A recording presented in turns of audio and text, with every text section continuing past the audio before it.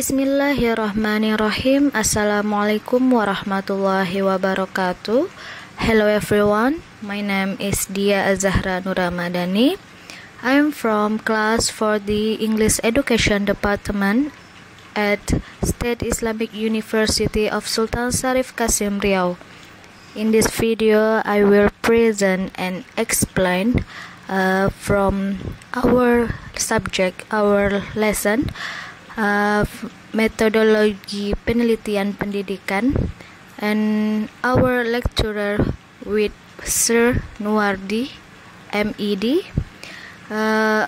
This is video about jenis karakteristik dan keunggulan metode kualitatif.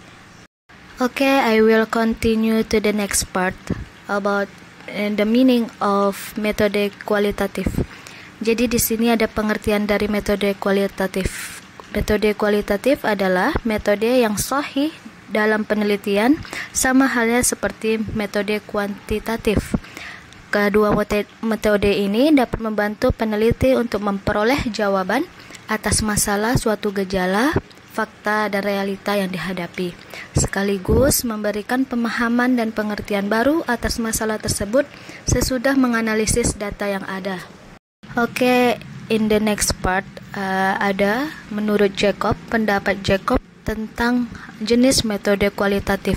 Jadi di sini menurut Jacob Marshall 1999 mengatakan bahwa ada 6 jenis metode kualitatif, yaitu yang pertama ada etologi manusia atau human ethology, and then ethnography holistic atau holistic ethnography, and anthropology cognitive or cognitive anthropology, and the next ethnography komunikasi atau ethnography communication, and then interaksi simbolik or symbolic interaction, and the last psikologi lingkungan or ecology psychology.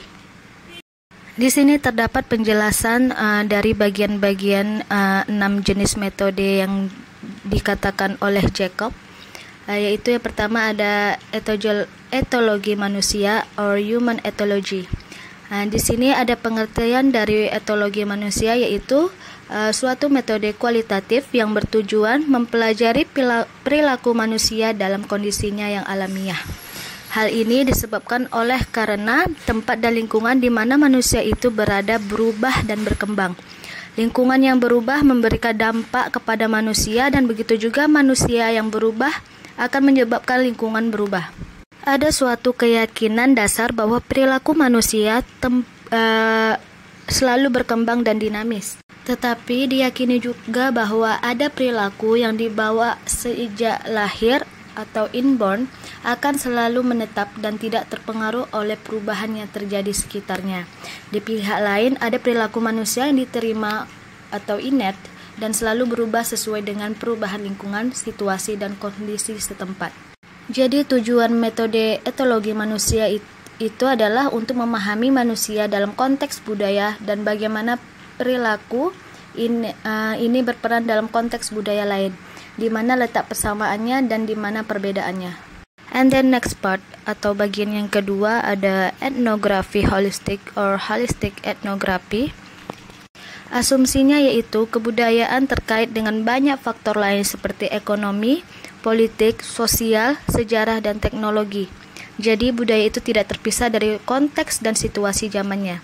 Perubahan dan perkembangan teknologi akan memberikan dampak kepada budaya. Situasi politik dan ekonomi akan berdampak besar kepada pemahaman dan apresiasi budaya. Oleh karena itu, untuk mengerti budaya secara utuh, perlulah memahami kondisi yang berlaku pada saat itu. Lalu kemudian yang ketiga ada antropologi kognitif or cognitive anthropology, yang menekankan bahwa budaya muncul dari pengetahuan manusia. Jadi manusia yang menentukan apa yang harus dilakukan demi kelangsungan hidupnya. Hal ini terjadi berkat interaksi manusia dengan alam dan juga manusia lain. Penciptaan kebudayaan ini didahului oleh persepsi, naluri, dan pikiran manusia. Jadi persepsi, naluri, dan pikiran manusia membentuk pengetahuan yang kemudian menurunkan perilaku, tata krama, gagasan mengenai hidup bersama. Semuanya ini akan membentuk budaya. Budaya ini terungkap lewat bahasa, sehingga melalui bahasa orang dapat mengenal suatu budaya. Intinya yaitu seluruh kebudayaan material yang dihasilkan manusia pada dasarnya adalah akibat dari kemampuan pikiran manusia tersebut dalam berkreasi dan membentuk arti dalam kehidupan bersama. Lalu di bagian selanjutnya ada etnografi komunikasi atau etnografi communication. Di bagian ini yang berasumsi bahwa pada dasarnya manusia menemukan diri berbeda dari yang lain. Perbedaan ini ditandai dengan perbedaan status, umur, pendidikan, pengalaman, latar belakang etnik, jenis kelamin, lingkungan, agama, dan peran dalam masyarakat. Serta perbedaan ini kelihatan jelas dalam penggunaan bahasa. Orang yang memiliki latar belakang etnik yang sama akan menggunakan bahasa yang sama. Bahkan sebaliknya, dengan orang yang latar belakang etniknya yang berbeda akan berbeda pula bahasanya. Namun yang menarik bahwa ada pula yang berasal dari etnik yang sama, tetapi penggunaan bahasanya berbeda. Semua dampak yang ditimbulkan dalam pemakaian bahasa ini dipelajari dalam kerangka etnografi komunikasi. Lalu kemudian yang kelima ada interaksi simbolik atau symbolic interaction. Di bagian ini yang menegaskan di mana bahwa interaksi sosial adalah interaksi simbolik, yang dimana relasi antar manusia selalu menggunakan simbol-simbol yang ditangkap dan dimengerti oleh orang lain. Jadi metode ini digunakan untuk mencari pemahaman makna dari simbol-simbol yang dipakai dalam interaksi sosial. Jadi inti metode ini adalah mengungkapkan bagaimana cara manusia menggunakan simbol-simbol yang mempresentasikan apa yang mereka sampaikan dalam komunikasi dengan orang lain. Lalu simbol ini ditangkap sesudah lebih dahulu melalui proses interpretasi yang berlangsung secara cepat. Lalu kemudian bagian yang terakhir atau yang keenam ada psikologi lingkungan, yaitu yang dimana metode ini yang digunakan untuk mempelajari hubungan perilaku manusia dengan lingkungan fisiknya. Disadari bahwa manusia berperan dalam merubah lingkungannya, bahkan sebaliknya juga. Diyakini bahwa lingkungan turut mempengaruhi dan merubah manusia, seperti perilaku, sikap, cara berpikir manusia sangat tergantung dari lingkungan di mana dia berada. Jadi, tujuan dari metode ini adalah untuk memahami perilaku manusia yang sungguh-sungguh dipengaruhi oleh lingkungannya. Kemudian, di bagian ini yaitu ada 5 jenis metode penelitian kualitatif menurut Creswell. Jadi, John Creswell mengatakan bahwa ada 5 jenis metode penelitian kualitatif, yaitu yang pertama ada biografi, kedua ada fenomenologi, yang ketiga ada grounded theory, keempat ada etnografi, dan yang kelima atau yang terakhir ada studi kasus. Yang bagian pertama yaitu ada biografi. Jadi menurut John Creswell, biografi itu masuk dalam salah satu jenis metode kualitatif. Istilah lain untuk biografi ini adalah yaitu ada sejarah lisan, narasi, personal, biografi, dan autobiografi. Jadi biografi ini dasar teoritisnya adalah dari metode ini antara lain bersumber dari pandangan Max Weber tentang first hand. Weber mengatakan bahwa kita dapat menarik arti dari apa yang dibuat atau dikatakan oleh orang lain. Jadi hasil dari metode biografi ini yaitu adalah pengertian dan pemahaman baru tentang hidup yang tercermin pada pengalaman hidup orang lain. Lalu yang kedua ada fenomenologi. Fenomenologi adalah bagian dari metode kualitatif. Dasar teoritis yang digunakan dalam metode ini adalah filsafat fenomenologi. Fenomenologi sebenarnya yang berarti membiarkan gejala-gejala yang disadari tersebut menampakkan diri atau to show themselves. Sesuatu akan nampak sebagaimana dia adanya atau things as they appear.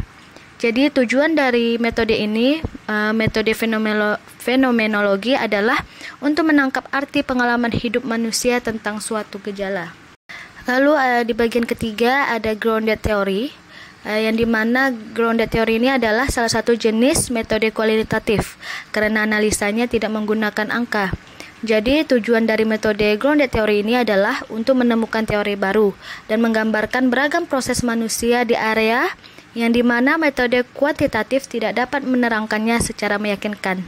Jadi dasar dari metode grounded theory ini adalah ilmu-ilmu sosial dan metodologi. Dan juga dasar filosofisnya dari grounded teori ini adalah interaksi simbolik atau symbolic interaction. Bagian keempat atau next part ada etnografi, yang dimana yaitu suatu metode yang hendak menggambarkan dan menafsirkan dunianya dari suatu kelompok orang yang memiliki kesamaan pola hidup. Jadi di metode ini yang berasumsikan bahwa pada dasarnya manusia yang hidup bersama selalu menjadi hubungan dengan manusia lain. Jadi interaksi yang terjadi di antara mereka setiap hari dalam jangka waktu yang lama pada akhirnya akan membentuk suatu budaya. Dan juga tujuan dari metode etnografi ini adalah untuk memahami pengalaman hidup manusia. And then the last part atau bagian yang terakhir, yang kelima, yaitu ada studi kasus atau case study. Di bagian metode ini yang mengartikan bahwa suatu eksplorasi dari sistem-sistem yang terkait atau bounded system atau kasus. Bagian dari metode kualitatif ini yang hendak mendalami suatu kasus tersebut secara lebih mendalam dengan melibatkan pengumpulan beraneka sumber informasi.